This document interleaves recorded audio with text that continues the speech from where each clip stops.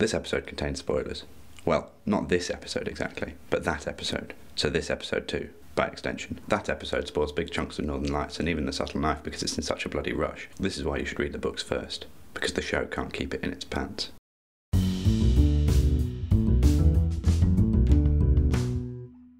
The second episode of the BBC's His Dark Materials is probably the best example of some of my biggest issues with the show. It has a habit of doling out huge chunks of information in one big splurge as if it's in a rush to get to the action. In the interest of keeping the pace snappy, it sacrifices intrigue and all-important character development. It would be a fair criticism of the book, however, to say that it takes some time to get going. The first 5 chapters or so move at a very leisurely pace, happy to take time out for world-building details or chunks of history or to discuss the political landscape. They also cover quite a large amount of time, at least 2 months, if not more.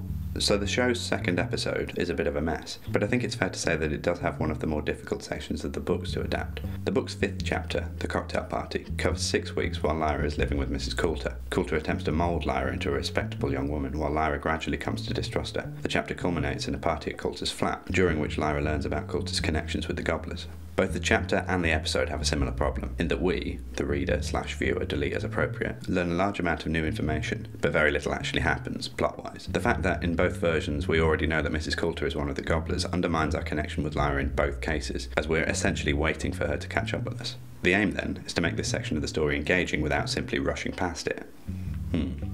Well, let's have a go. Let's assume this is going to be 2 episodes of our 25-ish minute runtime animated version. In the first, we can have the action focused on the Egyptians, while Lara and Culture's relationship is given space to develop, and then in the second, we can make the focus the cocktail party, while leaving room for character beats among the Egyptians. The bad guys, meanwhile, continue to glide steadily along their obscure, sinister paths, like the sharks below the surface. Alright, so leaving aside that lot for now, let's jump into episode 3, which we'll call... The Golden Monkey? Lyra arrives at Mrs. Coulter's home and is bowled over. She's used to the solemn grandeur of Jordan College, but luxury and, as the book puts it, pretty things are entirely new to her. There's a lovely moment in the show here. Oh, I'm drowning. I'm drowning. Which sows the seeds for later revelations about Coulter. Good stuff. The show then contrasts Lyra arriving in a new home, with Roger arriving in his. Again, very nice, so we'll steal that, thank you very much. This is the first time in the BBC show that we see Roger and Billy together. The groundwork for their friendship was never laid. We were simply told that they know each other.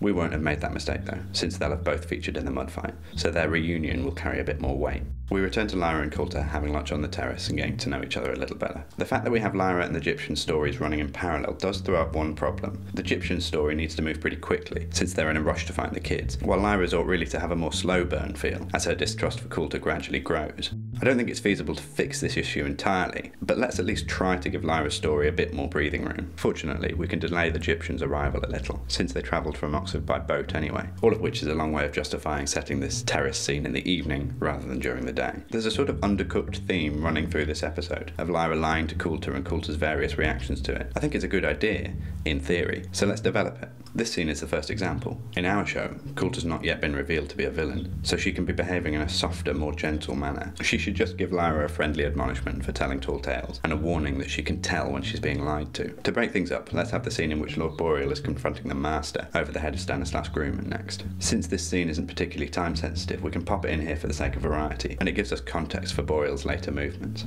Then we can have the first of 2 scenes in Lyra's new bedroom, where Pan hears noises in the walls. Instead of just having Lyra trying to sleep though, let's have her studying the Elite Theometer for the first time, wondering why the Master told her to keep it secret from Coulter, who seems so kind and benevolent. Perhaps Pan can bring up what the Golden Monkey was doing on the airship. As an aside, I want to take a quick nitpick at the Elite Theometer. Here's part of the book's description. The 4th hand was longer and more slender. Well, check. And seemed to be made of a duller metal than the other 3. It swung where it wanted to, like a compass needle, except that it didn't settle. Well, 1 out of 3 ain't bad, right? I won't go into why this is important just yet, but given its significance, I'm baffled that the show's creators chose to ignore these parts of the book's description. Anyway, Pan hears the noises and starts to get suspicious, while Lyra ignores him. It's good to have the 2 of them beginning to diverge here, since Lyra's doubts are all but subliminal at this point. Next comes the scene with Egyptian leadership planning their attack on the Gobbler Den. It seems pretty odd to me that it features just these 4 characters, since the Egyptian community is actually quite large and spread all over the country. So the first thing I'd do is add more characters, definitely Mark Costa, along with some other higher-ups from places other than Oxford. But I'm getting ahead of myself. If we're going to make a bit more of the Egyptian story this episode, then let's leave this scene until later and replace it with some on-the-ground reconnaissance work. In the show, the Egyptians make reference to various pieces of intelligence they've received. We have word they are taking the children to London. But quite where they're getting it from is a mystery. However, there is an organisation known as Oakley Street, who only really come into play in the follow-up trilogy, The Book of Dust. But since part 1 of The Book of Dust takes place 10 years before Northern Lights, it's reasonable to assume that Oakley Street are active at this point in the story. They're an underground organisation, essentially a kitchen sink spiring, who work in opposition to the Magisterium. What's more, Father Coram has a history with them. So let's have a nighttime scene in which Coram and Benjamin de Ruyter are making contact with an Oakley Street agent, maybe even one called Malcolm. Or would that be too cute? Also, what would he be doing in London? No, scrap that. Anyway, we can have them receiving the information which Benjamin repeats in the show's later planning scene. On to the following day, when Lara and Culture go to the Arctic Institute for lunch. Lyra's knowledge of the North, which even goes so far as her recognising a Skraeling explorer, seems a bit of a stretch to me. There's no other indication that she's a particularly studious child, so how does she know this stuff? In our version, however, her interest in the North is a relatively recent development, born of the retiring room episode. In fact, Coulter's knowledge is one of the things about her that fascinates Lyra, so I think it would be tidier if Coulter capitalised on this by teaching Lyra about the North, rather than simply confirming things that Lyra already knows. This scene also includes the first reference to Coulter's struggle against sexism in her world. Lyra, look around this room. How many women do you see? In every room, there are those that would belittle you. An aspect of her character which the show smartly chooses to emphasise. The sympathetic motivations in a villainous character will always make them richer and more interesting. In Lyra's world, the long-standing rule of the Magisterium, essentially the equivalent of the Catholic Church, has stunted the growth of the world society, which is why it has a period feel despite being set more or less now. As a result, institutional sexism is even more prevalent in Lyra's world than it is in ours. As an aside, this is also the reason that the real-world church was so upset by the publication of his dark materials. What the show leaves out, though, is that Lyra, due to her upbringing in the male-dominated Jordan College, also has sexism baked into her character. She regarded female scholars with a proper Jordan disdain. There were such people, but, poor things, they could never be taken more seriously than animals dressing up and acting in a play. There's a possible little reference to this here. It'll allow me to wield power. Looks like it'll allow you to wield a cake knife. But what's really missing is the fact that Lyra's instant fascination with Coulter is down to the fact that Coulter is not like any female scholar Lyra had seen. Making Lyra's interest in Coulter revolve around the North blunts this aspect of their relationship, which I think is a shame because there's an opportunity to use the theme of sexism not only to enrich Coulter's character, but also to give a negative element to Lyra's character, setting up a psychological obstacle for her to overcome. Broadening the reach of this theme would also complicate many of the male characters, such as the Master and Lord Asriel, who, given their positions of power, are likely guilty of reinforcing this institutional sexism, which would open up an interesting discussion about how quote-unquote good characters can still have negative social biases in a way that doesn't automatically make them bad. Next, let's go back to Boreal. In the show, he's somehow got into the Jordan crypts and seems to be able to divine the identity of a skull just by putting his hand on it, which is weird. I think it might be better to have him track down whoever treated the skull ready for burial, and press them for information as to whether it belonged to the man he has a picture of, which, of course, it didn't. A conversation in which Boreal is exercising his power and making threats will be more valuable in terms of his character development, rather than him just patting corpses and talking to himself. Perhaps we can even include a little detail where the Undertaker asks what sort of photogram he's looking at, a little hint at a future reveal. Just as an aside, number 3, but who's counting? We're going to lose the scene in the Magisterium where Cardinal Sturrock pulls sinister faces and tells Father MacPhail to speak to Mrs. Coulter. Apart from anything else, it would give the game away for those who don't know Coulter's a baddie yet, and MacPhail recaps the conversation when he meets Coulter later anyway. I don't think we're quite ready for the Gyptians' planning meeting, so let's see what Tony and Mark Costa are up to. As I've said before, Tony is much younger in the show than he is in the book, which is a change that adds conflict to his relationship with his ma. Again, good stuff, in theory, but it's only given a surface-level treatment in the show. Here's how it manifests. I want to help. Next time they go out. The answer is no, Tony! That's it. No build-up, no conversation, just a mumbled request and an immediate off-the-deep-end bellowed reaction. Then, in the same scene, apropos of nothing, Benjamin invites Tony to join in the hunt, which is mighty convenient. It's pretty weak, so let's develop it. We can have a scene on the Costa's boat in which they learn from Benjamin that there's going to be a planning meeting for an attack taking place that night. Obviously, Tony wants to go. Perhaps he even assumes he can, and is surprised when his ma tells him to sit it out. This can lead to an argument of more than 2 lines, definitely with reference to the fact that Tony just had a coming-of-age ceremony, so as far as he's concerned, he's entitled to join in. Mark Costa will win the argument, but Benjamin will have overheard it, planting the seeds for him recruiting Tony on the sly later in the story. So then we rejoin Lara and Culture in this bathroom scene. This is the second time Lara lies to Culture, and Culture's reaction is harsher than the first time. I think we could probably come up with a slightly more subtle lie for Lyra to tell, because this one... He turned my hair into a rope. He climbed up me and out. is obviously nonsense, and I think Lyra would be smarter than to trot it out. And besides, she's supposed to be a very good liar, so perhaps her motivation can be testing Coulter's claim that she knows when she's being lied to. She could even admit to that, innocently saying she was playing a game. One thing from the book that the show leaves out of this scene is a moment in which Coulter tells Pan to look away from Lyra while she's in the bath, as the monkey can be seen doing here. I think we should include this for several reasons. The first is that it suggests that Coulter's conflict with sexism has perhaps led her to the point where she would deny and attempt to shut out the masculine elements of herself. Most demons, but not all, have alternate genders to their people, so the monkey could, in part, represent Coulter's masculine aspect, along with a whole bunch of other stuff that she's actively repressing. While we're on the subject, I think the show has done a terrific job of quietly making the monkey a tragic, abused character. He's certainly cowed in the book, he's never given a name and is apparently mute, but he more often comes across as sinister and threatening, rather than a creature who's actively suffering. And the fact that his behaviour and relationship with Coulter gives us further insight into their character and history is exactly how demons should be used in the show. It's great. It's just a shame that it doesn't extend to the rest of the characters. Including Pan being told to look away would also suggest that Coulter is aiming to mould Lyra into somebody who, like her, would keep their demon at a distance, which is significant given what Coulter's up to. And it would give more motivation to this line from Pan. We shouldn't change just so we can fit in here. I really like this moment where Coulter gets angry with herself for being sad. Basically, there's just a bunch of good Coulter stuff in this episode. She's definitely the best thing about the show so far. The bath scene can lead directly into the second scene in Lyra's bedroom, where Lyra and Pan can discuss what's just happened. We can see that Lyra's suspicions are starting to grow, and they can hear the noises in the wall again.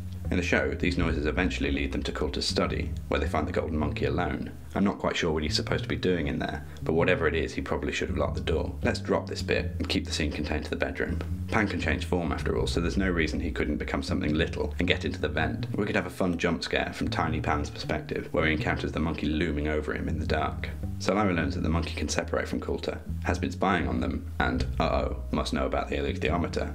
Oh dear. Come to think of it, this is the first mention of demons separating, or rather, not usually being able to go far from their people. I feel like we probably should have set that up in the first couple of episodes somehow. Anyhow, next we can finally get around to the Egyptians briefing. As I've said, there will be more characters present, to properly represent the scale of the Egyptian community. This, I reckon, would be a good place to introduce John Farr. We'll have had references made to him here and there since the previous episode, so when he arrives we'll know who he is. Perhaps the Egyptian leaders can be busy arguing over what course of action to take, but fall silent when Farr arrives and accept his orders without question, which will demonstrate his authority. It seems weird that they would choose to wait until morning for the attack. So tomorrow we attack, in the morning we gather our best men. Why would broad daylight be any kind of benefit? Also, you'd think they'd be in a hurry to rescue the kids, so let's have them head off for the attack there and then. I also think we should include Marcosta in both this scene and the break-in. A heated exchange with Farr, in which he tells her not to come, but she tells him, You can would establish their relationship, prove that Marcosta isn't afraid of standing up to him, and reveal an interesting hypocrisy in Marcosta denying Tony the right to join in, since her concerns for Tony are similar to John Farr's concerns for her. Let's play a classic little trick on the audience here. To add energy and tension to the attack, we can intercut the sequence with this scene of Roger and Billy talking in the den. It would be nice to expand on this scene a bit, if only to give the audience a little more time with these two characters. Perhaps we could even have them reacting to little red herring noises off screen, before the reveal that the den the Egyptians are breaking into is empty. If Marcosta is present during the break-in, we can make the conclusion a bit more visceral, when she finds Billy's jumper, rather than Coram. So there are two more moments that I think are important to hit in this episode. Lyra's third lie to Coulter and MacPhail's arrival at the flat. I think we could roll these into one sequence, if we have MacPhail's arrival interrupting Lyra's lesson. We'll start with the lesson scene, in which Lyra mentions dust, and then quickly tries to backpedal when she sees Coulter and the monkey's reaction, and realises she's made a mistake. In the show, Lyra bringing up dust comes across as deliberately antagonistic. The thing about electrons is that they They are negatively charged particles, sort of like dust. Which is an odd choice for her to make, since she has no motivation to wind Coulter up, and has no reason to think that dust would do that. Let's stick closer to the book, and have her mention it without thinking, then pick up on Coulter's reaction, via Pan, who can see more clearly what the monkey's doing. If we've successfully put more emphasis on Lyra's previous lies, then hopefully this moment, where she finds she has to lie, will feel all that more tense. When Coulter doesn't call her out on the lie, the audience is left guessing whether Lyra's got away with it, or if Coulter has chosen to act like she has.